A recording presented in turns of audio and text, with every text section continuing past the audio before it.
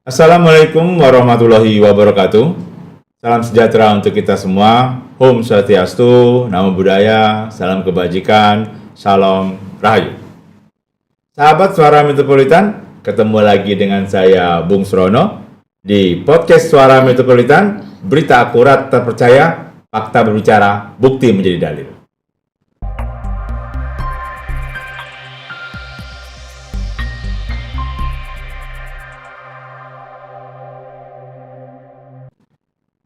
Baik, sahabat Suara Metropolitan, kali ini podcast kita akan bicarakan tentang dunia seni.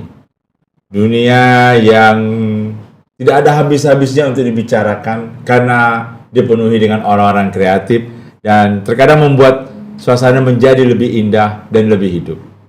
Dan studio kami kedatangan langsung, saya manggilnya Bunda ya, Maestro Tari Sumatera Selatan, Bunda Eli Rudi.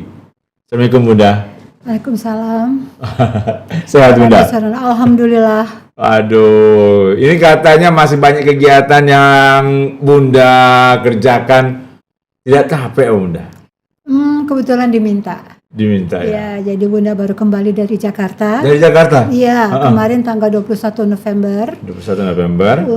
Di Galeri Indonesia Indah, itu di bawah Kemendikbud, meminta Bunda untuk melatih tari gending Sriwijaya dan tari tanggai. Oke, itu Kemendikbud langsung yang meminta dan mengirim surat ke Bunda itu?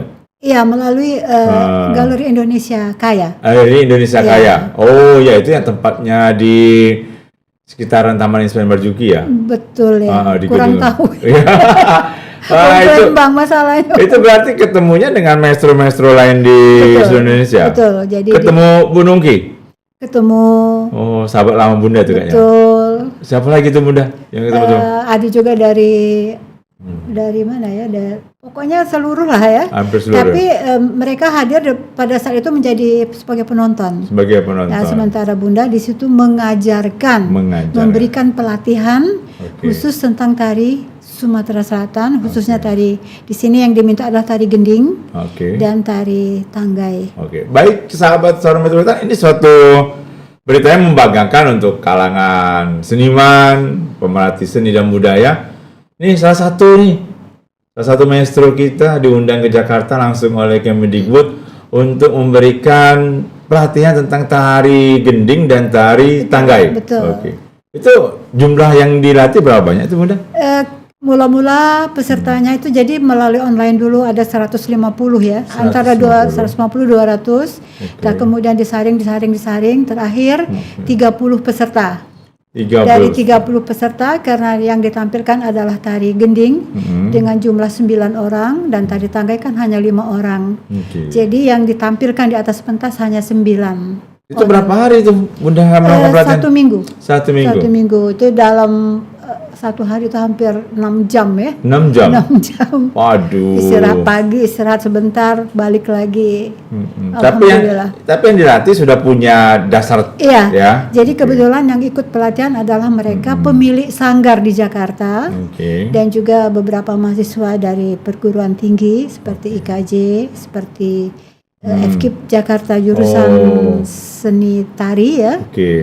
Dan di UNJ ya? Ya, di UNJ itu kebetulan ada Pak Damcik ya, kebetulan Pak Damcik kenal, beliau sekarang juga alumni IKJ, bukan FKIP UNJ tadi, yang kemudian juga membawa mahasiswa-mahasiswanya. Pokoknya rame lah wong Palembang galo. Banyak orang Palembang. Amin. Karena pastilah Bunda, kalau saya tinggal di luar juga, kalau mendengar ada pelatihan tentang tari yang memang asli dari Sumsel, dari Palembang, pasti akan tergerak lah. Terima kasih. Itu pas di penghujung kegiatan ada mereka tampil secara utuh? Ada ya? Mereka tampil secara utuh dengan kostum dan pakaian lengkap. Jadi 9 penari dan 2 pembawa tombak, 2 pembawa tombak dan 1 pembawa payung. Itu penontonnya pada saat ini ya, saat pertunjukan tadi itu penontonnya terbuka untuk umum atau memang hanya kalangan dalam gedung. Jadi di undangan ya, jadi ada diundang dan membeli tiket. Beli tiket? Iya, undangan dan beli tiket. Saya tidak tahu berapa harganya ya. Pokoknya datang di situ hanya sebagai pelatih dan alhamdulillah selama 1 minggu itu kemauan mereka untuk mempelajari tari gending dan tari tanggai dan tari-tari ini amat sangat antusias ya. Karena selama ini dikuasai oleh Jawa, oleh Bali, Sunda, benar. Kok ini Sumsel ya gitu ya, Palembang, alhamdulillah. Nah ini Bunda, pada saat penampilan itu berapa menit itu yang terakhir tuh? Kalau penampilan utuh memang, kalau gending itu memang makan waktu ya 8 menit ya. 8 menit. Kalau untuk tangganya? Untuk tangga 5 menit. 5 menit. Tapi yang ditampilkan hanya gending. Hanya gending pada saat yang di Jakarta kemarin. Di Jakarta. Itu ada ruang diskusi tidak dengan? Ada diskusi, ada tanya jawab. Oke, yang hadir itu rata-rata dari kementerian dan praktisi tari yang ada di Indonesia ya. Kemudian yang diikuti oleh tadi saya katakan para pemilik sanggar yang sanggarnya sudah sanggar-sanggar hebat semua ya, bukan sanggar ini. Kemudian para mahasiswa. Pokoknya disaring, penontonnya banyak tapi yang tampil hanya 9. Jadi itu pilihan yang terakhir. Itu hanya tari gending saja yang ditampilkan atau bersamaan dengan tari-tari yang lain? Pada saat itu? Pada waktu juga kami tampil ada tari Melayu ya. Tari Melayu. Sebagai ya. Pembuka ya? Bukan, penari bersama. Oh, menari bersama. Oke. Nah, balik ini Bunda. Ya. Kita sudah menceritakan tentang kegiatan Bunda yang terakhir. Kemendikbud itu kalau memilih orang untuk menjadi pelatih tari pasti tidak sembarangan, pasti berdasarkan data lah Bunda. Ya. Ada apa alasan mereka sampai harus Bunda sih yang diundang ini?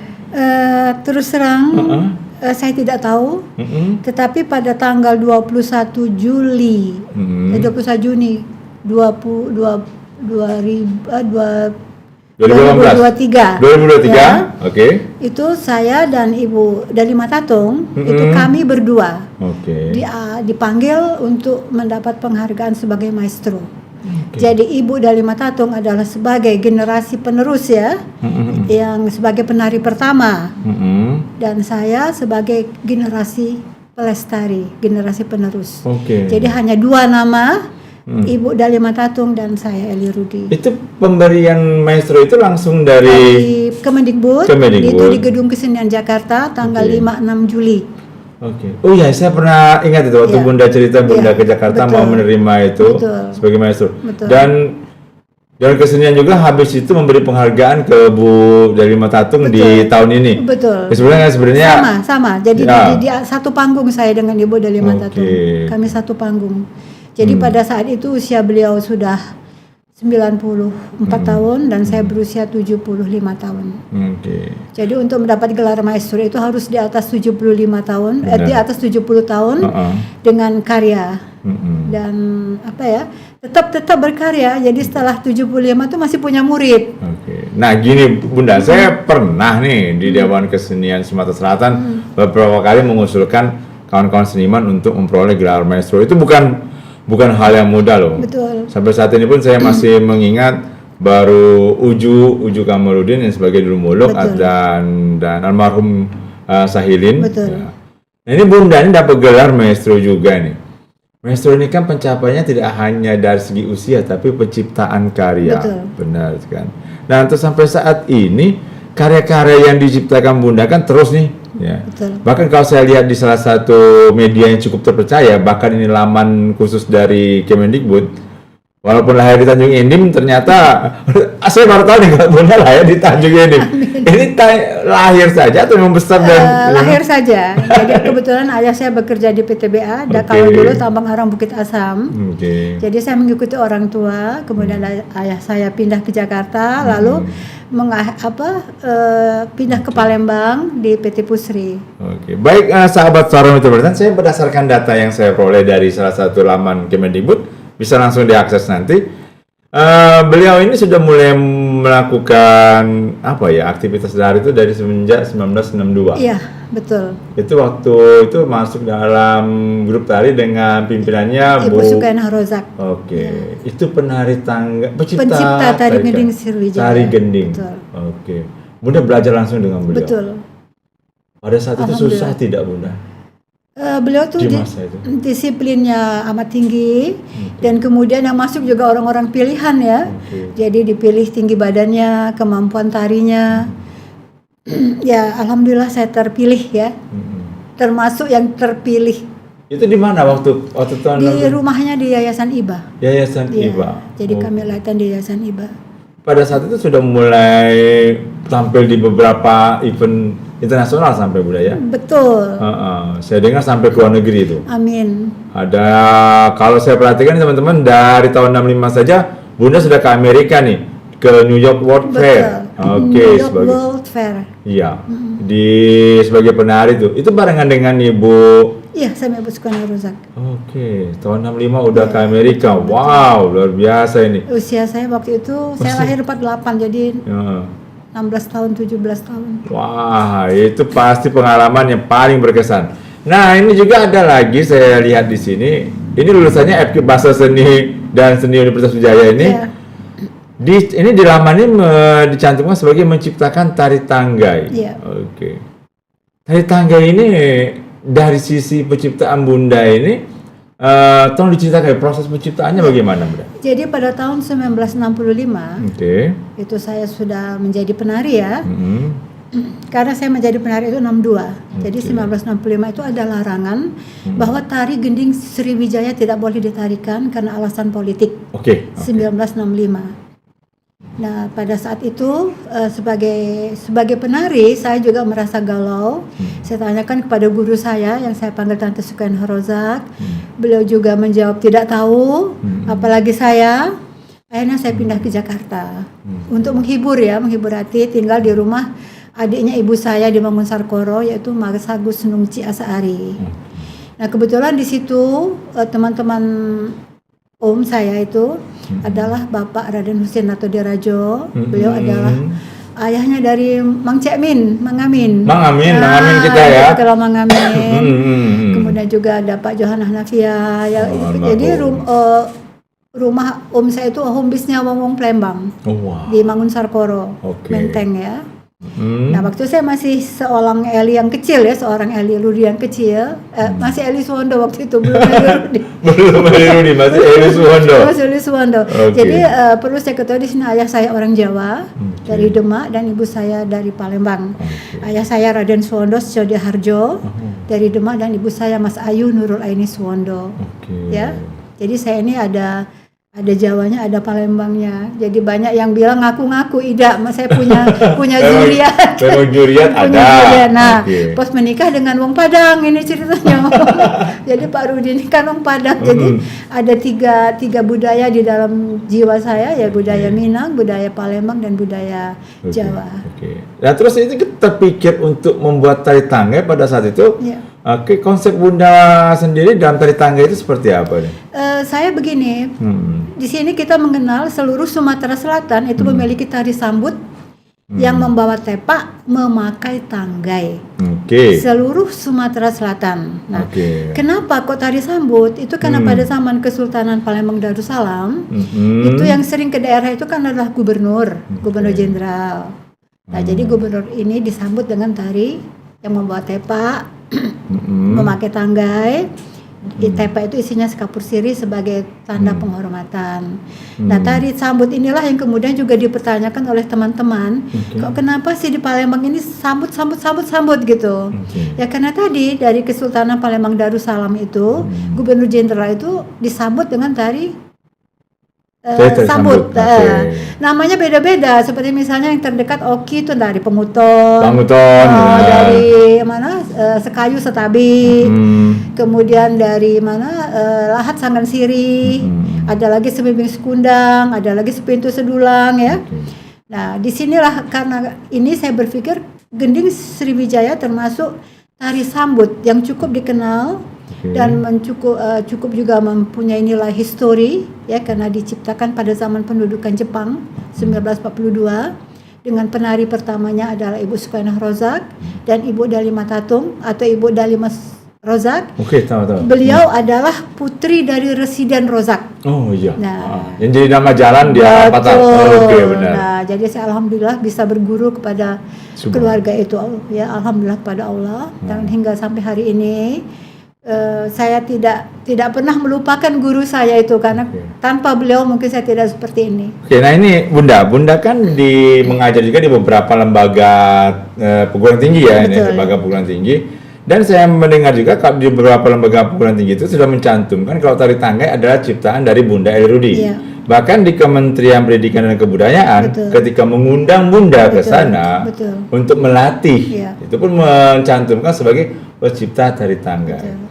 Nah ini kan sudah, ini kan lagi bukannya saya menghubungkan, tapi memang terhubung sendiri Bunda. Ada yang menyebutkan kalau tari tanggai itu 1000 versi. Ini versi Bunda atau memang Bunda ketika ini kan pengakuannya bukan pengakuan dari Bunda dong, mereka yang mengakui. Ini tanggapan Bunda bagaimana nih? Jadi begini, pada tahun 2006 itu Universitas PGRI itu membuka jurusan seni pertunjukan. Jadi sendera tasik ya, seni drama dan musik. Nah, waktu itu saya diminta oleh Pak Sartono, waktu almarhum, untuk menjadi tenaga pengajar di sana khusus untuk tari-tari tradisi. Jadi saya mengajarkan tari gending, tari tanggai, pada waktu itu kan juga tari pagar pengantin, tari lilin siwa. Nah itu tahun 2006. Nah sampai pada akhirnya pada tahun 2000 tari tanggai itu harus seperti disahkan gitu ya. Nah kan nggak boleh kalau tidak disahkan kan. Karena ini kan bentuknya keilmuan nih. Nah, jadi itu diurus oleh PGRI, oleh Pak Sartono, hingga semua karya-karya saya. Jadi saya ini bukan karya, jadi saya ini melestarikan ya. Jadi tari-tari yang sudah hampir punah itu saya angkat kembali.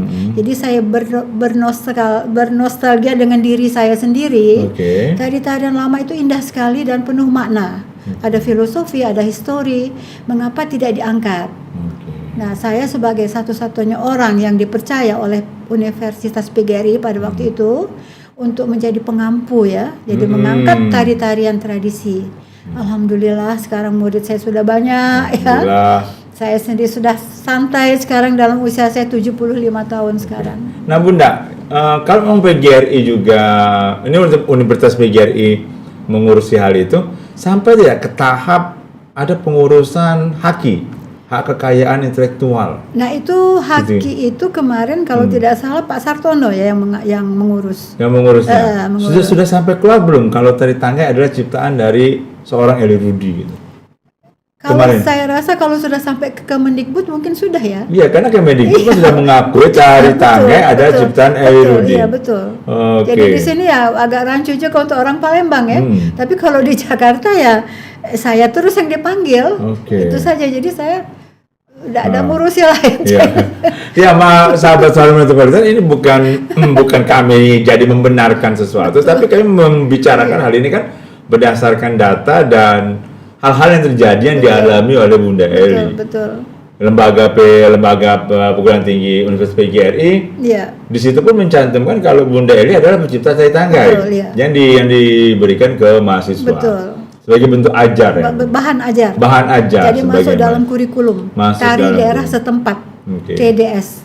Nah, ketika di kementerian kemarin memang Bunda juga disebutkan juga sebagai pencipta tari tanggai oleh Kemendikbud. Betul.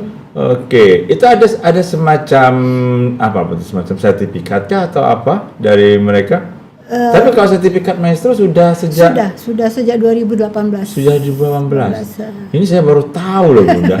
Padahal dari kemarin, apakah Bunda ini kenapa belum sampai kemarin? Tadi 2018 sudah. Ya sudah. Waktu di Balai Pelestari Budaya. Di Kemendikbud ya. Kemendikbud ya. Ini suatu kebanggaan juga nih untuk kami nih para penggerak seni budaya, pemerhati seniman, baik tari maupun termasuk juga pemerintah Provinsi Sumsel harus merasa bangga karena salah satu senimannya diakui oleh Kemendikbud sebagai maestro. Betul. Nah Bunda, kita ke tari tanggai yang Bunda ya. Tari tanggai ini kan walaupun banyak yang ditampilkan, rata-rata Bunda melihatnya ada ciri khas tersendiri tidak? Ya. Jadi di sini saya ingin meluruskan kalau selama ini orang bicara masalah tari tanggai, pasti konotasinya atau pemikirannya ini tarian yang membawa tepak. Memberikan sekapur sirih ya, Tetapi kalau saya lain, saya meneliti bukan itu. Yang saya teliti adalah apa sih makna tanggai? Tanggai yang dipakai oleh para gadis-gadis itu. Yang kuku itu, Bu? Iya, Oke. itu tidak pernah diteliti. Oke. Jadi orang tahu tari memakai tanggai, Mhm. bawa tepak. Nah itu ya artinya tari sambut ya. Jadi semuanya tari sambut. Tetapi saya tidak. Mhm. Saya menamakan itu tari tanggai karena yang saya teliti adalah apa tanggai itu, mengapa harus pakai tanggai. Dan disinilah saya ingin bercerita. Oke. Cerita Bunda, Oke, kenapa terima tangga ini? kasih. Silakan Bunda. Jadi ini suatu cerita yang diangkat dari adat Rasantuo. Oh. Jadi pada masa Palembang ya di Kesultanan Palembang sampai hari ini pun, karena saya juga termasuk berdarah Palembang ya, saya katakan tadi, itu adat perjodohan itu yang melakukan orang tua. Jadi wong tua itu berasan. Misalnya anaknya Mas Surono cewek, anak saya cowok. Nah kita nih lah berjanjian nih, kayak gitu bebesan ya, jauh usah lari kemana-mana. Nah cek itu. Jadi ini ada Rasantuo. Jadi maksudnya mungkin supaya tidak lepas ikatan keluarga atau mungkin juga yang lain-lain ya.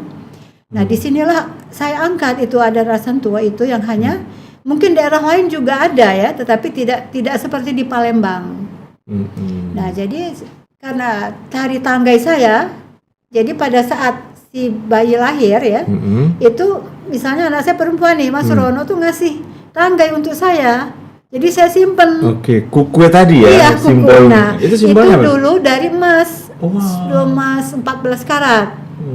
Jadi seperti cincin kawin lah ya. Cincin. Itu makna tangga itu. Oke. Jadi sudah diikat. Jadi saya sudah memelihara anak gadis saya tidak untuk siapa-siapa. Untuk nanti besanan dengan Mas Surono, itu dijaga betul. Oke. Jadi dijaga dari semua sampai kepada virginitasnya, Oke. keperawanannya. Jadi dijaga hingga pada saat saya menyerahkan kepada Mas Surono itu memang dalam keadaan yang betul-betul seperti porselen ya. Oke. Tidak tergoreskan. Nah, itu itu filosofinya nih. Ya. Bunda mengeksplornya menjadi bentuk tarian. Nah, itu saya juga saya mengambilnya begini. Saya mengambil dasar tari Sumsel itu adalah mengalir. Jadi setiap gerakan saya itu punya makna. Jadi kalau ada yang bilang tari tanggai laju lah, tanggai yang mana? Tanggaiku lain, tidak sama. Dan tanggai aku bisa dipertanggungjawabkan. Ya, sampai ke ya buktinya sekarang sampai ke kementerian pun. Jadi saya juga nggak ngerti lah Mas Surono ya. Nggak pernah mikirkan lah cek itu ya. Pak Toto dipanggil ke Jakarta ngajar cek itu be. Tapi satu hal yang menarik Bunda, ternyata di balik penciptaan sebuah tari tanggai, Bunda sudah terlebih dahulu bahasa sekarang ini meneliti. Iya betul. Mengkaji betul. Maknanya apa, Iya, filosofinya Iya. apa. Saya dibantu tadi oleh Mang Husin atau Dirajo. Kemudian saya juga dibantu oleh Pak Johan Hanafia untuk memberikan nama. Misalnya saja saya contohkan, mungkin bisa di sini gerak kecubung ya. Ya, oke. Gerak kecubung ya. Oke. Lalu ditanya ini gerak kecubung ini apa? Mengapa ini ketutup? Oke. Ini adalah lambang virginitas. Oh. Kalau sudah terbuka, tidak lagi perawan. Oh, itu yang menarikkan juga. Nah, ini, betul. Jadi makanya saya ingin nanti bisa kita mengadakan workshop Mas Surono ya, Boleh. untuk memberikan gerakan-gerakan makna gerak di dalam tari tangga itu. Apa maknanya supaya yang menarikan juga harus virgin pada waktu itu. Jadi yang menari itu perawan karena mereka itu akan dipinang nanti. Jadi kalau sekarang kan basing yang nari. Nah, yung betul wong Palembang tuh pokoknya biarpun sudah kawin, masih pacak nari laju. Kalau dulu tidak, harus masih virgin. Berarti tari tangga yang Bunda ciptakan ini bukannya mau berbeda dengan yang lain, memang punya kekuatan-kekuatan filosofi yang Bunda dalami sebelumnya. Betul. Dan itu dari hasil saya bertanya dengan 3 orang budayawan Palembang itu. Kemudian juga saya punya teman yaitu Pak Sartono almarhum yang kemudian mengkaji dan membawa kajian ini ke Universitas Surakarta, Solo dan ISI Jogja. Jadi dibedah di situ. Kemudian masuknya ke PGRI juga tidak begitu mudah lolosnya. Nah ini juga Bunda nih. Tadi saya tertarik dengan masalah workshop pelatihan. Ini katanya ada rencana mau mengadakan di sekolah asal Bunda nih. Iya, Sapirius. Sapirius 1 ya. Betul. Oke, ini pihak sekolah Sapirius 1 nih ada alumni yang sangat luar biasa. Alumni tahun berapa Bunda? Saya 65. 65. Waduh, itu masih benar-benar bangau lagi di Wah, lagi itu baru dulu kan kita pisah nih, cowok-cowok, cewek-cewek. Oh, iya, iya. Sekarang baru bergabung ceritanya. memang ada rencana mau membuat pelatihan di Saya rencana, makanya saya mohon mungkin dari Sapirius Oke. mau memberikan ruang untuk saya ya, jadi kembali ke nostalgia masa lalu. Dan saya pernah mengajar sebagai guru ekskul di sana tahun 85. 85. Bunda sekarang masih tetap aktif melatih. Masih. Di mana saja nih Jadi Bunda? saya di rumahnya Ibu Fitri Bawako, mantan ya. Mantan Bawako. Kebetulan dekat tetangga saya, paling Oke. dekat. Kemudian juga di Rumah Budaya Palembang. Oke. Kemudian juga sesekali saya minta masih hubungan saya dengan PGRI masih tetap baik sebagai narasumber, sebagai tutor di situ.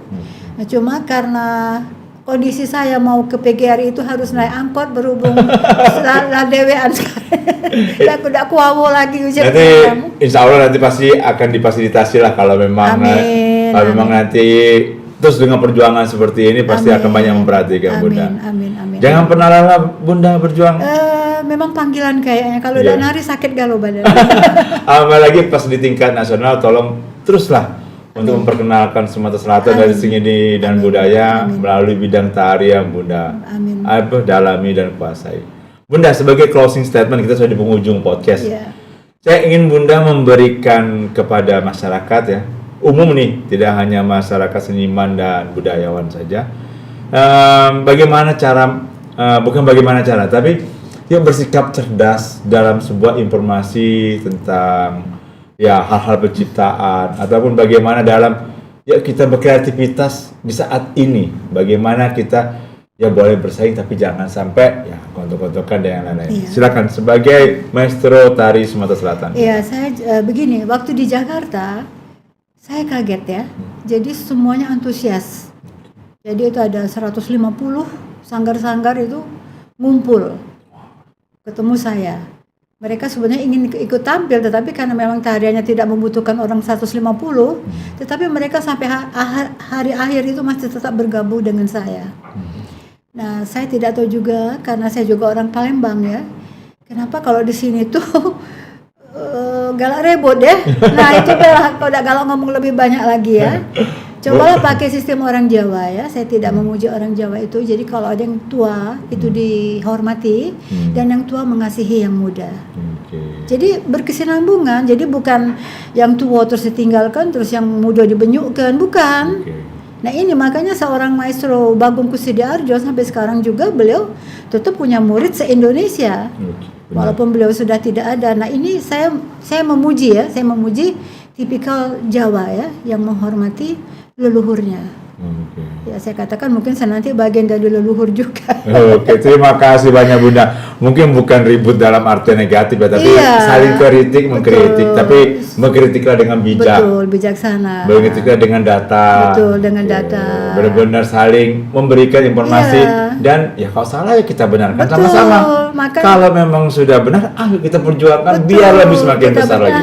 Makanya saya katakan yang tua di sini ngomong, yang kecil juga nurut gitu. Jangan terus yang kecil langsung mentang-mentang ada break dance, ada apa terus lupa. K-pop. Nah, jadi saya bilang kalau kamu ke Korea, kamu akan kalah dengan mereka. Kalah cantiknya, kalah keberaniannya. Sedangkan di sini kan kita punya yang lebih indah. Kenapa tidak kita lestarikan? Oke, baik sahabat Suara Metropolitan, saya kutip yang terakhir di Sumsel, banyak yang indah, banyak yang perlu kita lestarikan. Dan ingat, ujung tombaknya itu ada di generasi muda, dan semoga generasi muda tetap mau belajar, karena orang-orang yang berpengalaman jangan pernah sampai tidak digubris, karena pengalaman itu sudah ada di mereka. Kita belum tentu pernah mengalami masa-masa seperti Bunda, tapi Bunda pernah mengalami masa-masa seperti kita.